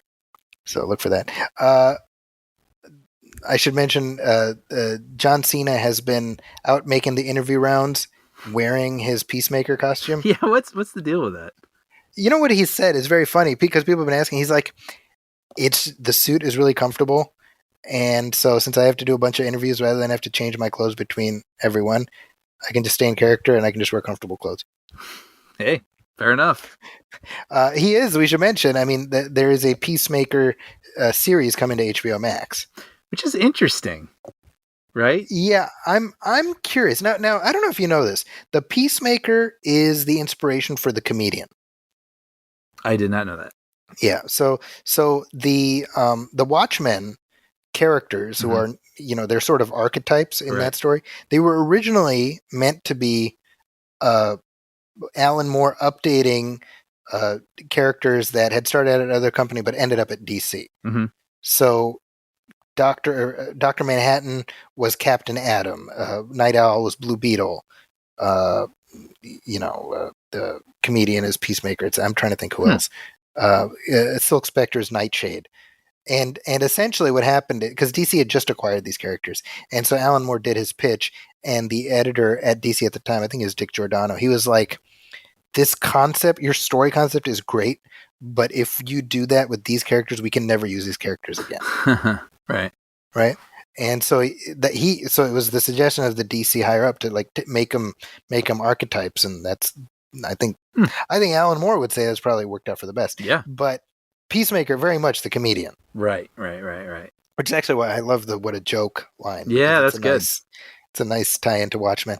But the character, I'm not super familiar with him, but I went back after watching the movie and I read his earliest appearances, and they play him totally straight. And it's only in the 80s that he became this sort of jingoistic caricature. And so to your point, I'm like, do I want to watch 6 more hours of this guy or whatever? Yeah. My thought, I have 2 thoughts. I'm like, does Rick Flag's final comment to him, does that flip a switch? Yeah. But then I'm like, wait, he tries to kill Ratcatcher right after that. Right. So maybe not. I don't know. So I can't say. I was when the show was first announced, before I had seen this movie, I was like, oh, okay, I guess I wasn't interested in it per se. Mm-hmm. And I don't know that I'm interested in it now. Agreed. But I do want to watch it. There's more people in it that I like. Oh, I'll check it out. I want to watch it because I want to see what they do. But I'm not like, oh, I can't wait to see it. Does that make sense? Agreed. Yeah. I want to watch it because I'm like, well, what's he going to do here? Because it is James Gunn. Mm-hmm. Oh, is it? So Yeah, and I think he directed like half the episode, so it's a James Gunn joint. So I'm like, there's clearly something that he saw here, something in his mind that was worth doing. So I'm interested. That helps for me, but I'm not excited for it. So that's I will say this: the ending, the post credit scene where you find out that he is still alive, they set it up in such a way where you don't know who they find. Oh right, yeah. And my kid was like, "Oh, is it Flag?" Like he was hoping. Yeah, me too. and so I was like, if the movie makes you sad that Flag is dead and hopefully he's alive, then I think that it did its job. Mm-hmm. Mm-hmm. You know. So I don't know. I'm a fan, Brian. I enjoyed it. That's my takeaway from the Suicide Squad. If you have HBO Max, check it out on there. And if you don't have HBO Max, get a subscription, watch it on there. If you're worried about Delta variant. Mm-hmm. Yep, and I agree. I enjoyed it too. Well, there we go. I think that's a good place to leave this. Yeah. And anything about the film or anything that you wanted to mention? No. I mean, I feel like I got it out pretty good, and I agree with everything you're saying too. So. One last thing, real quick. I don't know if you remember this, but near the end of the film, where you have the various generals who are commiserating about running the country, and you have a woman run in who's like the secretary, mm-hmm. and she's wearing like a flowered shirt. That is Michaela Hoover, who is a friend of James Gunn, and she's also been a guest on our show a couple of times. Oh, funny. So, fun fact: she actually went to the same high school that my wife went to. Oh, huh. Right after my wife graduated, she started there. Mm-hmm. So, in Spokane, Washington. Wow, I remember her. Yeah. Oh, that's cool. Yeah. So she's a friend of Gunn, so he kind of puts her in wherever. Mm-hmm. That said, let's wrap up this discussion. I know Brian's got things to do, and so do I. So. Let's put a pin in this one because we'll come back next week. Can't wait. Next week, folks, we'll be watching The Phantom. Yeah. Oh, I'm ready. Brian got some homework. Speaking of 90s movies, yeah, I'm ready for this. One that I have not seen. This is substantially less violent than the Suicide Squad. Yeah, I can only imagine. You're going to go from extremely R to PG. Okay. So. That's the spectrum. But that commentary track is coming up next week. In the meantime, if you're looking for me online, you can find me on Twitter at Zacky's Corner. That's ZAKIS Corner. It's also my website, justadded.com. And if you go to the San Francisco Chronicle, you can see my look back at 40 years of MTV and some of the shows that were influential there. Brian, what do you want to hype up? Puppy Dog Pals. I just had an episode air. It was to my surprise. I was like, hey, that's mine. Last week. There you go. About soapbox derby racing. Nice. So is Ronnie Beck in there? I was just gonna say, anyone who's a big Simpsons fan will know where I was inspired. So that was air on Disney Plus, and Disney Junior. Perfect. As always, please, if you like what we're doing, send us a message at moviefilmpodcast@gmail.com or hit like on our Facebook page, facebook.com/moviefilmpodcast, and message us there. And again, go to Apple Podcasts and leave a review, leave a star rating. Every little bit helps. We're also on Spotify and on Audible. We're everywhere. So if you feel the urge, please leave a rating and help us out there. On behalf of my partner Brian Hall, my name is Zachy Hassan. This has been Movie Film 229. Catch you next time. Welcome, friends. It's the Movie Film Podcast. Movie Film Podcast. Enjoy the show. Zachy and Brian are talking about movies. Movie Film Podcast on the radio.